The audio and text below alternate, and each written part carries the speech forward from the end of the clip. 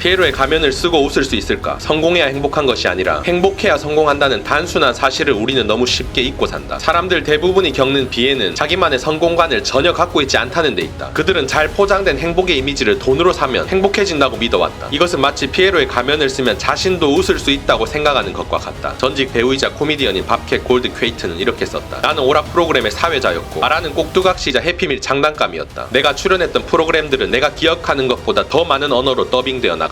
나는 방송국 수표를 흥청망청 뿌려대면서 전 세계를 돌아다녔다. 하지만 항상 불행했다. 정말로 그랬다. 춤추는 원숭이 신세로 살아야 한다는 건 정말로 끔찍한 일이었다. 그러나 지금은 불행하지 않다. 지금 내 곁엔 사랑하는 아내가 있다. 여기로 오기까지 30년에 가까운 세월이 걸렸다. 반갑습니다. 도끼형님입니다. 세상 모든 사람들이 행복한 인생을 살고 싶다고 말하지만 정작 행복이 뭐냐고 물어보면 제대로 말할 수 있는 사람 몇 없습니다. 한 번도 진지하게 생각해 본 적 없는데 당연히 말 못하죠. 그러다 보니 그저 돈만 많이 벌면 행복해질 거라는 근거 없는 믿음으로 일관하는 사람들이 많은데 과연 기대한 것처럼 부자만 된다면 행복한 인생을 살 수 있을까요? 역사상 최고의 천재 철학자 쇼펜하우어 얘기부터 들어봅시다.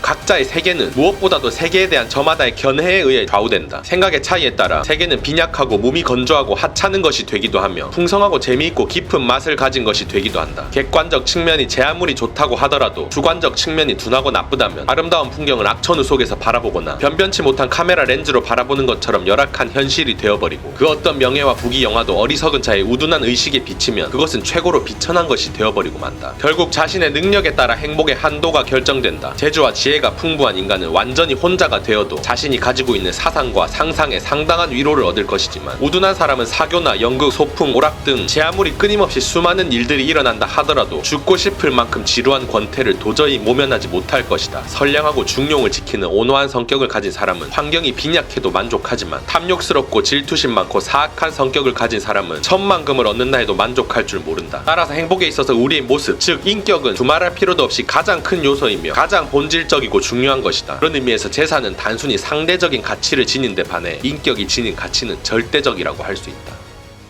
일단 행복이고 나발이고 다 떠나서 가장 중요한 건 나 자신입니다. 나를 행복하게 만들어줄 것이라고 믿고 있는 부, 명예, 권력, 사랑 같은 외부 조건 찾기 전에 지금 당장 내 수준부터 따져봐야 한다는 말이죠. 하지만 보통 사람들은 정반대로 인생 살아갑니다. 내 수준은 전혀 고려하지 않은 채 외부 조건만 달성하면 행복이 눈앞에 쫙 펼쳐질 거라 착각하며 그저 그것을 위해 목숨 걸고 살아가고 있습니다. 그 어리석은 행동 때문에 오히려 행복이 멀어지고 있다는 사실도 모른 채 말이죠. 대다수 사람들이 인생을 어떻게 살고 있는지 같이 살펴봅시다.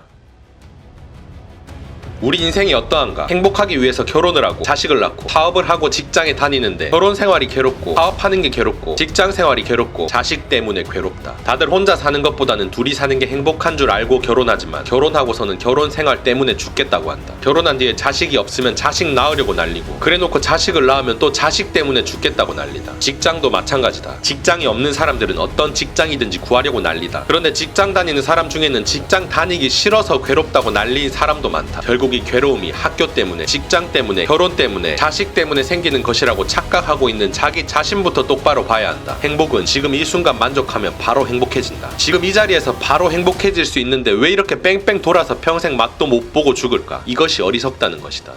취업만 잘하면, 결혼만 하면, 애만 낳으면, 승진만 하면 이런 식으로 나라는 사람에 대한 성찰 하나 없이 외부 조건만 쫓으며 살아가는 사람들은 절대 본인들이 기대하는 삶을 살 수 없을 겁니다. 내가 보고 듣고 느끼는 모든 것에 최종적으로 관여하는 것이 결국 나 자신인데 내 수준이 개판이면 당연히 행복이라는 목적지에 도달할 수가 없죠. 가장 중요한 것을 놓치면 안 됩니다. 그렇다면 도대체 어떤 관점을 가지며 살아야 할지 같이 확인해 봅시다.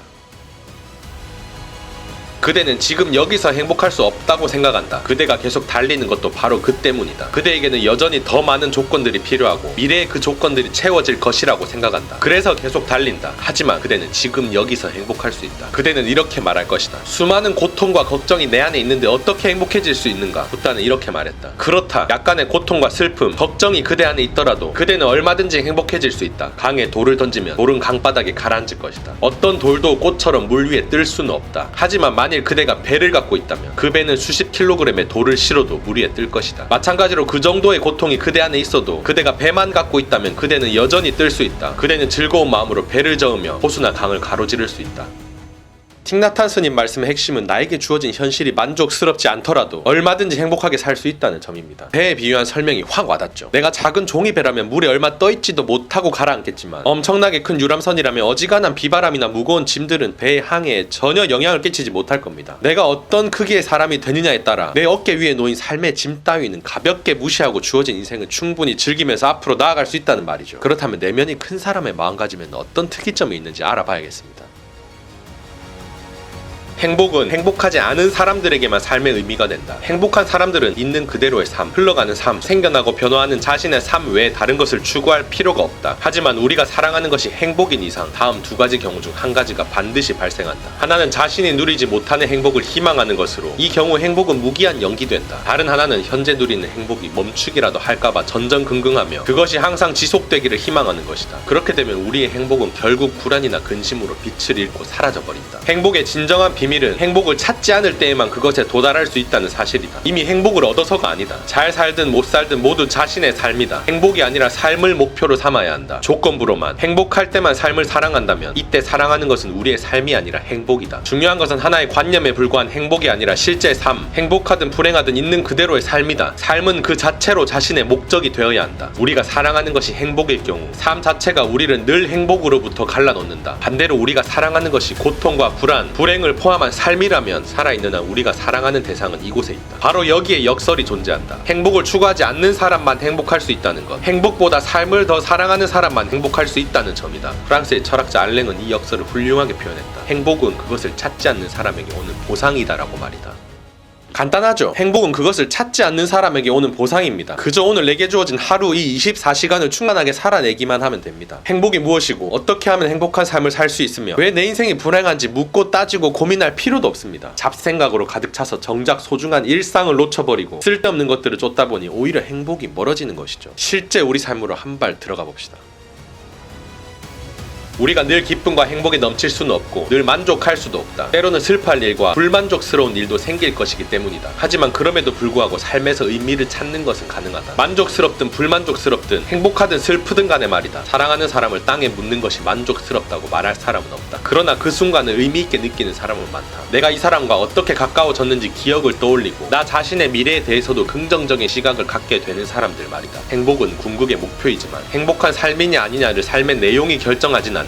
오히려 행복을 결정하는 것은 개인이 삶과 관계를 맺는 방식이다. 성공한 삶이라는 게 무엇일까? 일단 당장 성공한 삶이라 하면 외제차, 좋은 집, 돈이 떠오른다. 하지만 돈만 많은 사람과 정서적으로 풍요로운 사람의 표정을 떠올려보라. 어떤 것이 풍요인가? 최고급 샴페인과 캐비어를 매일 먹을 수 있는 삶이 풍요로운 삶인가? 그가 죽을 때 풍요로운 삶을 살았다고 만족할 수 있을까? 햇살과 나뭇잎의 아름다움 하나 보지 못해도 최고급 샴페인과 캐비어만 있으면 행복한 삶일까? 정말 심각한 문제는 우리가 언제 정말 즐겁고 재미있고 행복한지 모른다는 사실이다. 지금이라도 일상의 사소한 행복에 대해 사려 깊게 생각해봐야 한다. 행복은 순간에 있다. 그런 행복이 삶을 풍요롭게 해준다. 한가로운 주말 오전 11시 고양이가 내 무릎에 앉아 잠자고 있고 조용히 책 한 권 읽는 그런 순간이 행복이다. 저녁 식사 후 배우자와 손잡고 동네 한 바퀴 도는 것이 행복이다. 금요일 오후 좋아하는 음악을 들으며 조는 것이 행복이다. 착각하지 말자. 인내는 쓰지만 그 결과가 달콤하리라는 보장은 전혀 없다. 행복과 재미는 그렇게 기다려서 얻어지는 어마어마한 어떤 것이 아니다. 지금 행복하지 않은 사람은 나중에도 행복하지 않다. 지금 행복한 사람이 나중에도 행복하다.